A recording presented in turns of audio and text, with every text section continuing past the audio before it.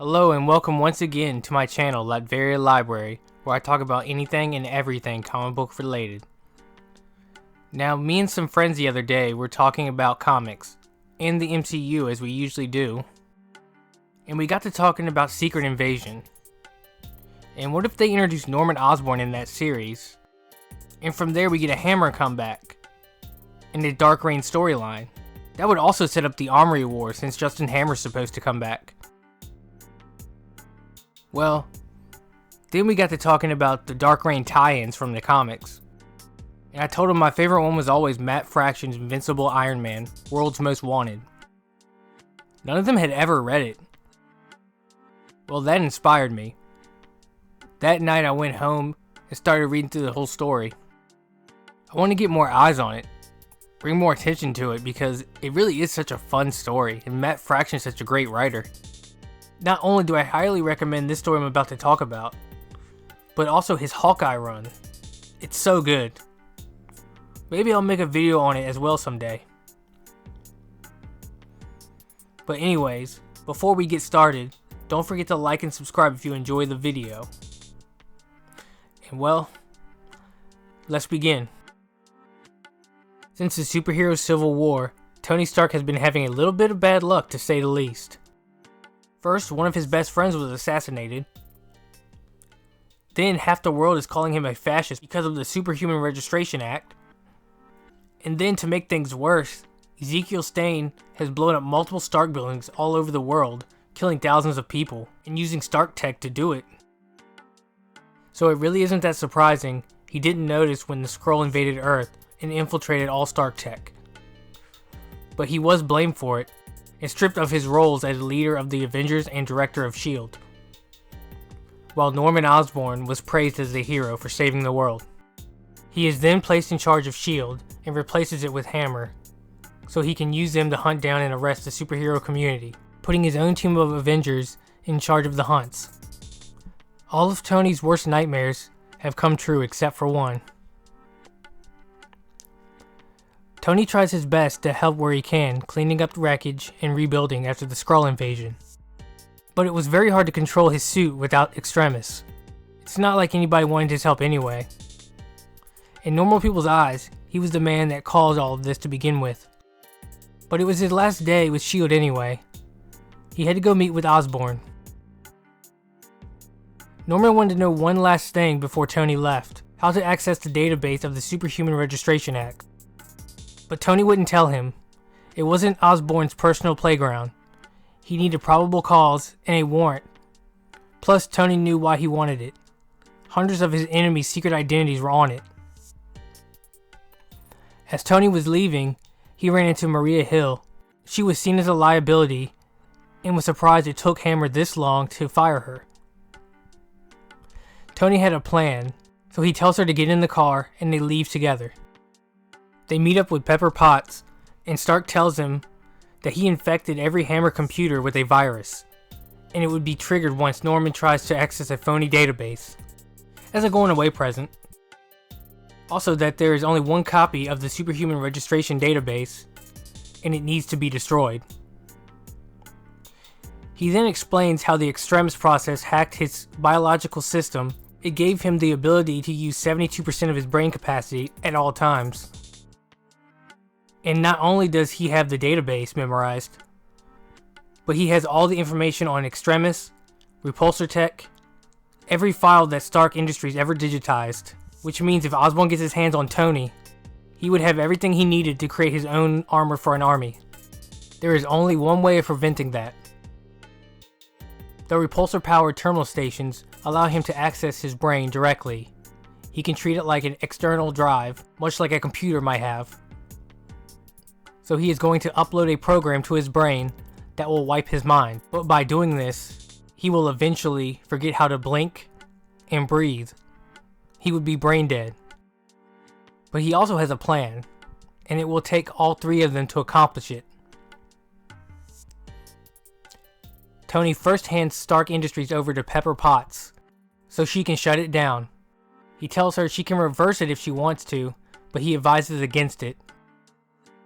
Then he tells Maria Hill to go to Texas There, look for a Stark subsidiary called Future Farm and download information Tony left there onto a hard drive and get it to Captain America Bucky Barnes.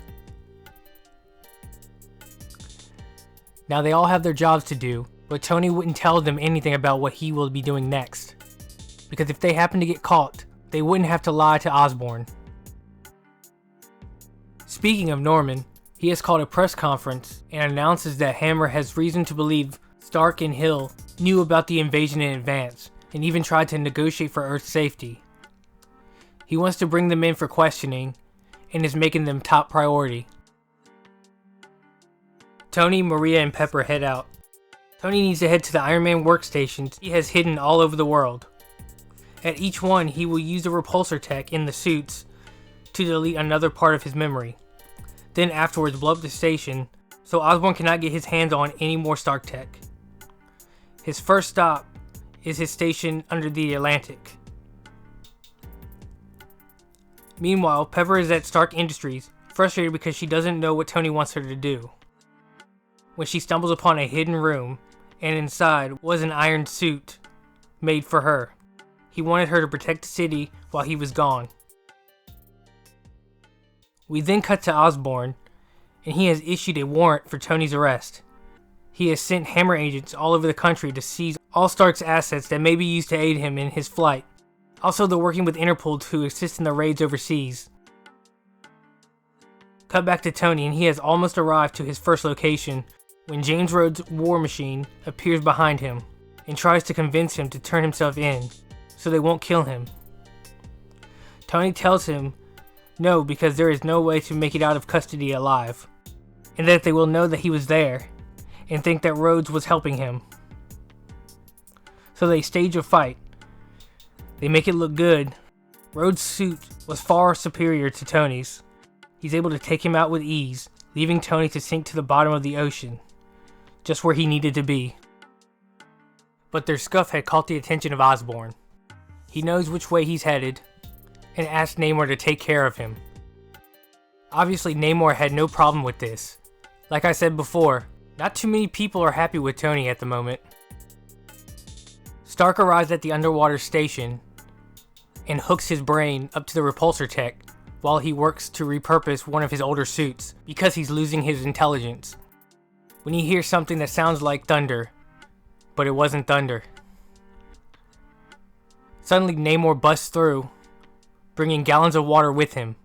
Tony knew he didn't have time, nor could he win the fight with Namor, so he flees. But Namor catches him with ease and begins beating on him. Stark quickly blasts a waste pipe, polluting the water, and in turn, weakening Namor, and Tony is able to escape.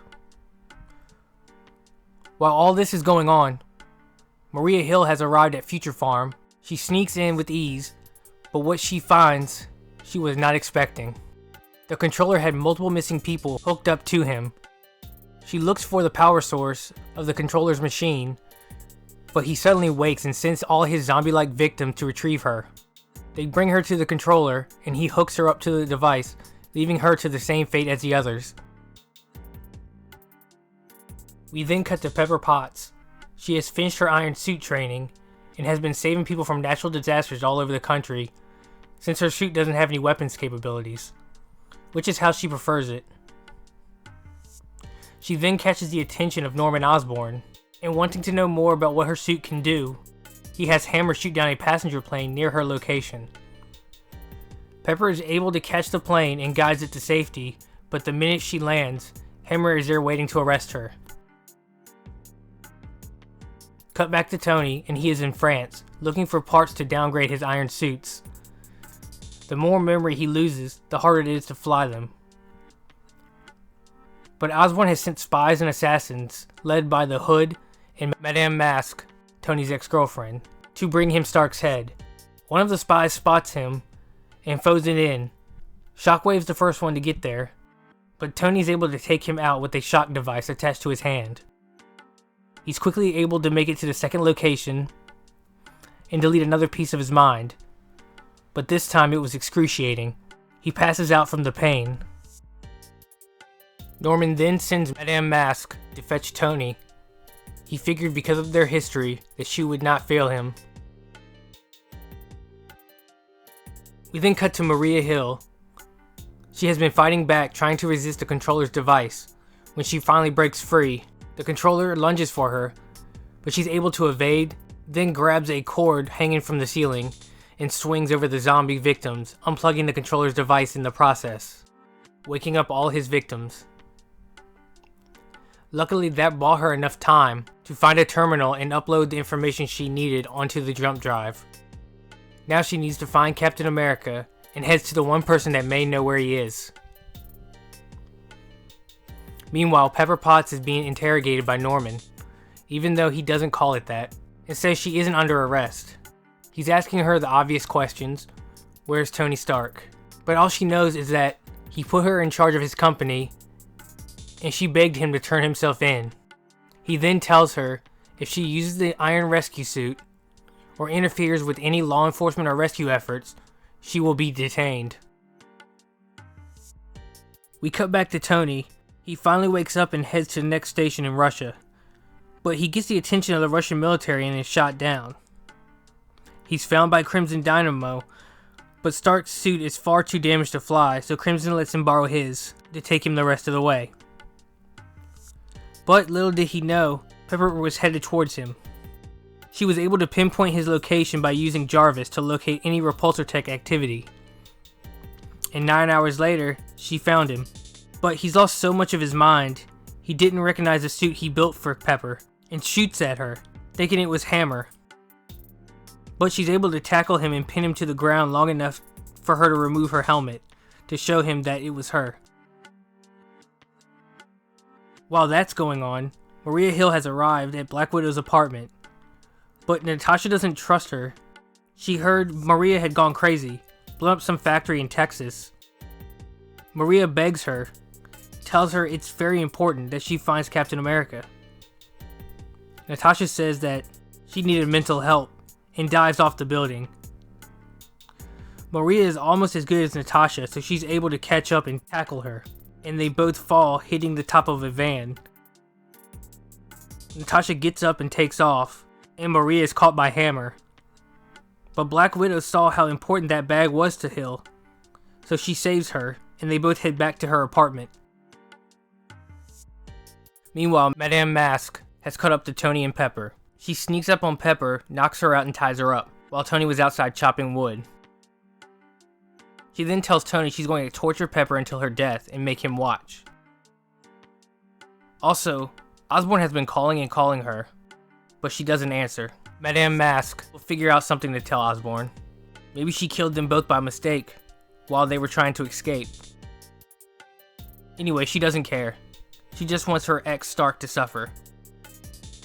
Tony begs and pleads for Pepper's life, but since Tony has forgotten how to lie, more than likely, Madame Mask wants to know one thing: if he ever really cared for her. He tells her that he always loved her, but she was mentally ill and needed help. Choosing to ignore the mentally ill part, she changes her tune. She now wants to run away with Tony, just two lovers running from the world that hates them. He's all she ever needed. But suddenly, Jarvis turns Pepper's iron suit rescue on, but it only has 6% power. Madame Mask then tells Stark to choose her or Pepper. He obviously chose Pepper, and she then shoots a barrel, causing an explosion. Pepper then tells Tony to run, get out of there. He's too important to be caught. So reluctantly he does, leaving Pepper and Madame Mystique to face off against each other. This is my favorite panel from the story. It really shows how good of a writer Matt Fraction really is. He builds the tension slowly, from the moment you see Madame Mask watching Tony and Pepper from a distance, through her sniper scope. He then subverts our expectations, when she gets up and starts walking slowly towards a hidden station, while ignoring Norman's calls. Really, anything could happen now. Has she really betrayed Norman? He then cuts the tension with Madame Mask professing her love and wanting to run away with Tony. Now, I don't know about you guys, but this made me laugh a little because I was not expecting it. But it really highlights the effects her father and the plane crash that damaged her face had on her. and how mentally unstable and lonely she really is. You can't help but feel sympathy for this lunatic. And finally, Fraction leaves you wanting more with that final intense panel of Tony's present and past lover running towards each other. Fraction does all this in 2 issues. This is why I love comics. Those few scenes made me feel so many different emotions. But most of all, they are just fun. I just had to talk about that.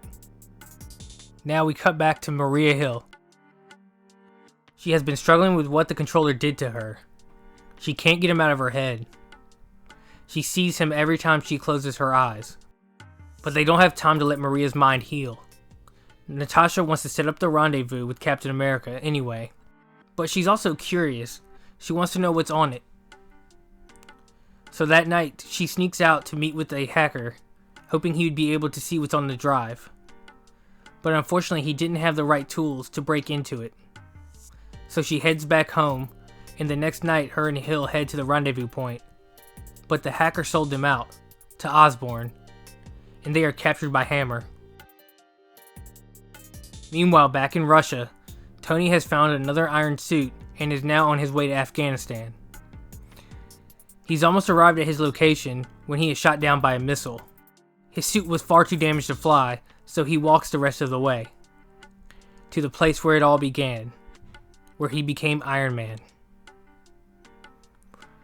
He finally arrives, but it's hard to remember how to operate the repulsor tech.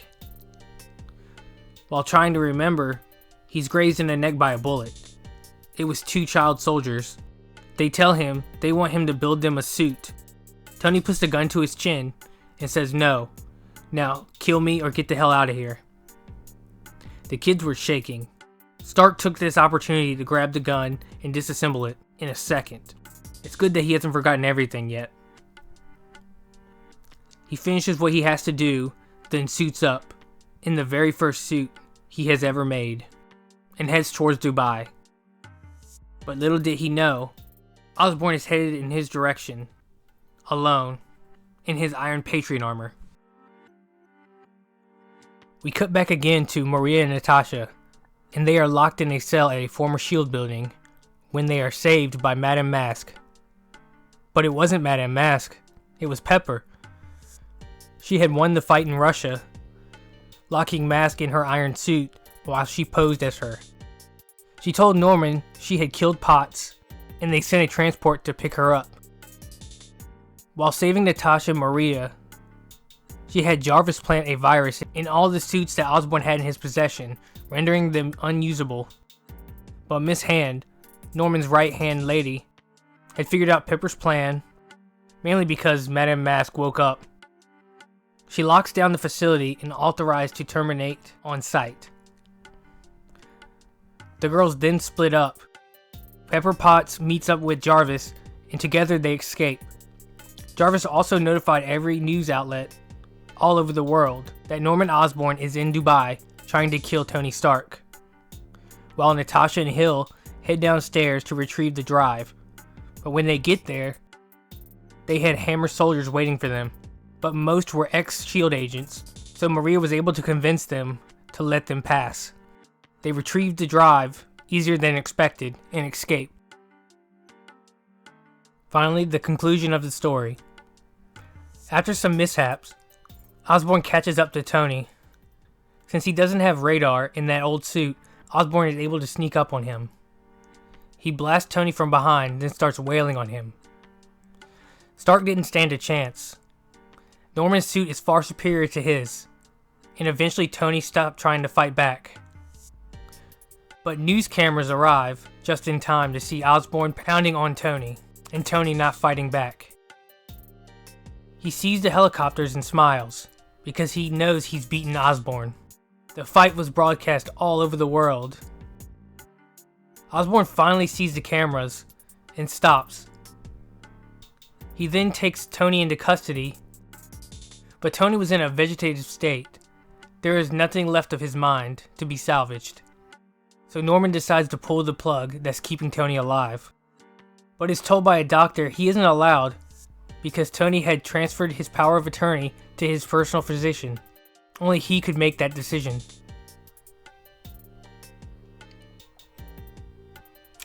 I really love this story.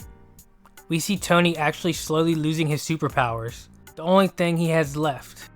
This is something he's never gone through before, but we finally see him accept it and realize that maybe a normal life wouldn't be so bad. It's truly an interesting take on this character, and I recommend reading it to get the whole story. This is the end of World's Most Wanted. Will Tony make it through and survive? Will Osborn keep control of Hammer and the Avengers? And what was on the drive? Well, you have to read this story and the next called Stark Disassembled. Once again, don't forget to like and subscribe, and I'll see you in the next video.